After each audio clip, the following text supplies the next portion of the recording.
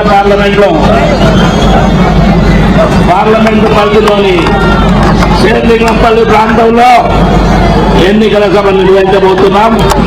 ఈ యొక్క సభకు పెద్దలు పూజ్యులు కేటీ రామారావు గారు ముఖ్య అతిథిగా రావడం జరిగింది. ఈ యొక్క కార్యక్రమంలో మరి మన ప్రాంతపు ఎమ్మెల్యే గారు గాంధీ గారు, అదేవిధంగా కౌన్సిలర్స్, మిత్రులు అందరూ కూడా పేరు పేరున నమస్కారం. మిత్రులారా, మీరు బాగా గమనించాలి. 10 సంవత్సరాల తెలంగాణ లోపల కేసీ గారి యొక్క చేసినటువంటి సేవలు మన మాజీ ముఖ్యమంత్రి వర్యులు పెద్ద ఎత్తున ఈ యొక్క కార్యక్రమాన్ని నిర్వహిస్తూ గ్రామాలను చూసినట్టయితే ఆయన బస్సు యాత్ర చేసిన తర్వాత ఒక తండోపతండాలుగా లక్షలాది జనం ఈరోజు ఆయన వెంబడి పని చేస్తున్నటువంటి సందర్భం. మిత్రులారా, రాబోయే 13 తారీఖు రోజు మీరు ఎన్నికల యొక్క రోజు, ఆ రోజు కారు గుర్తుపై ఓటేసి అత్యధిక శాతంతో మమ్మల్ని గెలిపించవలసిందిగా మేము ప్రార్థిస్తూ మీ యొక్క సేవ చేసుకునే భాగ్యాన్ని కల్పించాలని మరొకసారి మనం చేస్తున్నాను మిత్రులారా.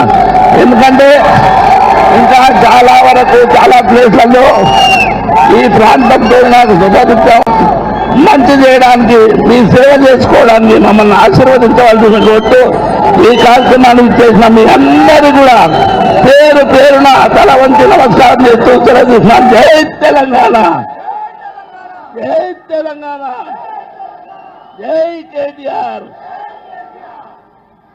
బాగున్నారు అందరూ? జై తెలంగాణ. ఒక్కసారి అన్ని పిడికిలు లేవాలా, అన్ని పిడికిళ్ళు. జై తెలంగాణ.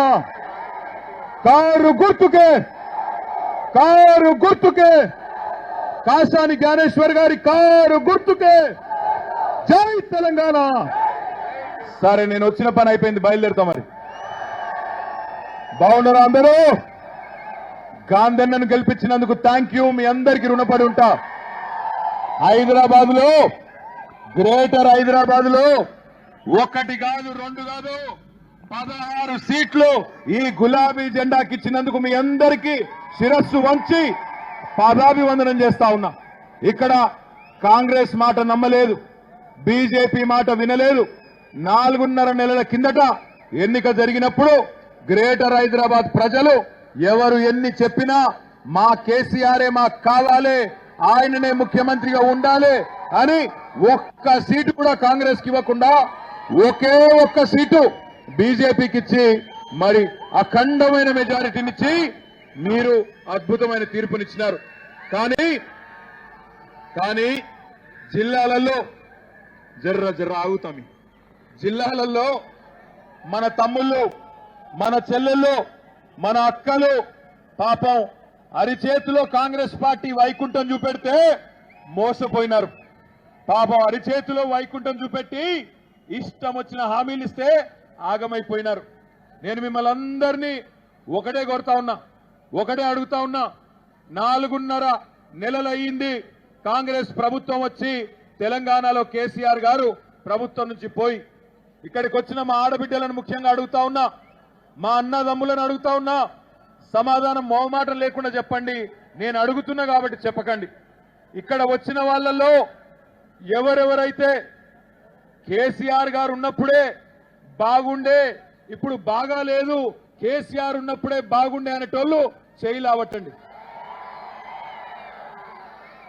కేసీఆర్ ఉన్నప్పుడే బాగుండేనా? పక్కానా? అనుమానం ఏం లేదా? ఒకసారి గట్టిగా లేవటండి. మరి మీకు మంచి ఉపాయం చెప్తా. మీరు ఎవరిని తిట్టే పని లేదు, ఎవరితోనూ కొట్లాడే పని లేదు, ఎవరితోనూ పంచాయతీ పెట్టుకునే పని లేదు, ఎవరితోనూ గొడవ పెట్టుకునే పని లేదు. మీరు చేయవలసిందల్లా ఒకటే, 13 మే నాడు కాసాని జ్ఞానేశ్వర్ గారి కారు గుర్తు మీద ఓటు వేసి 10-12 ఎంపీ సీట్లు మాకు అప్పచెప్పండి. 6 నెలల లోపల తిరిగి కేసీఆర్ గారు ఈ రాష్ట్ర రాజకీయాన్ని శాసించే పరిస్థితి వస్తుంది. నేను అంతకంటే ఎక్కువ చెప్పను.